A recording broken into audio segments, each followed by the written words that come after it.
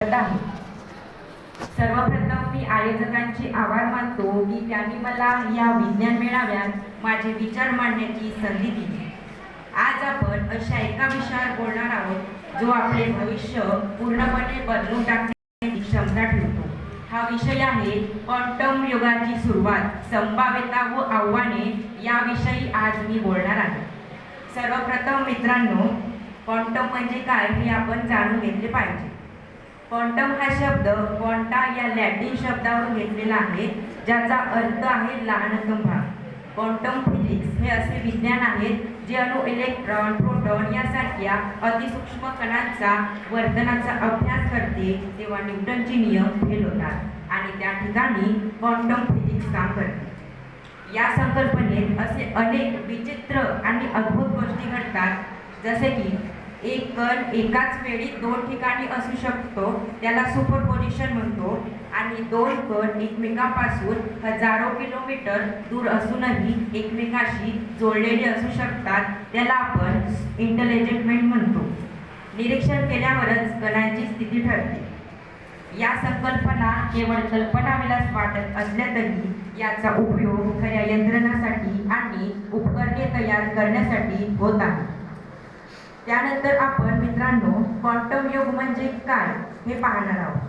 तर 21व्या शतकात आपण एक नवीन विज्ञान युगात प्रवेश करत आहोत, त्याला क्वांटम युग म्हणतात. क्वांटम संगणक वापरणार आहोत, जी आजच्या संगणकापेक्षा कोट्यवधी पट जलद असते.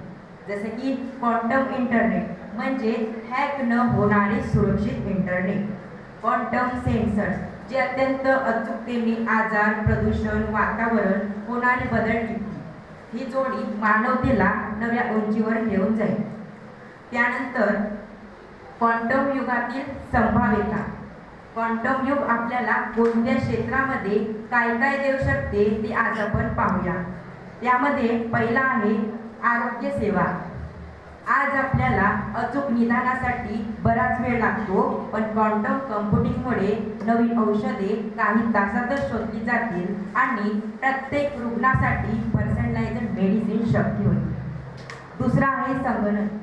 खूप मोठ्या डेटाचे जलद विश्लेषण, एआयच्या कार्यक्षमतेत प्रचंड वाढ. तिसरा आहे संरक्षण आणि सुरक्षा व्यवस्था. क्वांटम क्रिप्टोग्राफीमुळे माहिती चोरी अशक्य होईल आणि लष्करी संदेश पूर्णपणे सुरक्षितपणे पाठवता येतील. चौथा आहे अंतराळ आणि हवामानशास्त्र. अचूक सेन्सरमुळे पृथ्वीच्या पृष्ठभागाचे बारकाईने निरीक्षण शक्य. भूकंप, पूर, हवामानाबद्दल याचा आधीच अंदाज लावता येईल. त्यानंतर आपण क्वांटम युगातील आव्हाने. जसे मोठे शक्यता आहेत तसे काही गंभीर आव्हानांचाही आपल्याला सामना करावा लागतो. त्यामध्ये पहिला आहे मित्रांनो अत्यंत खर्चिक उपकरणे. क्वांटम संगणक तयार करण्यासाठी 273 सेल्सिअस तापमान आवश्यक आहे.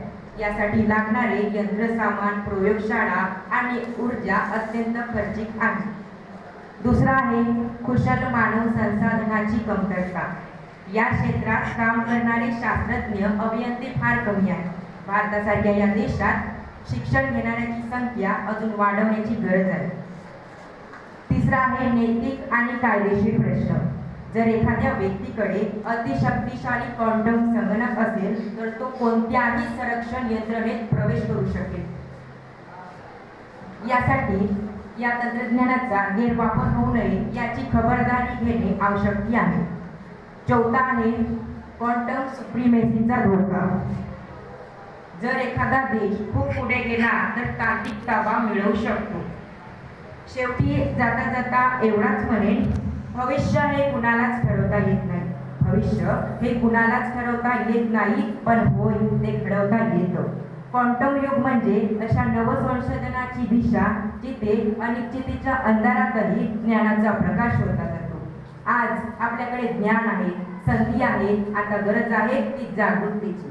चला तर मग आपण सारे मिळून ठरवूया, हे क्वांटम युग केवळ विज्ञानाची प्रगती नाही तर मानवहितासाठी असलेले एक नवयुग घडेल.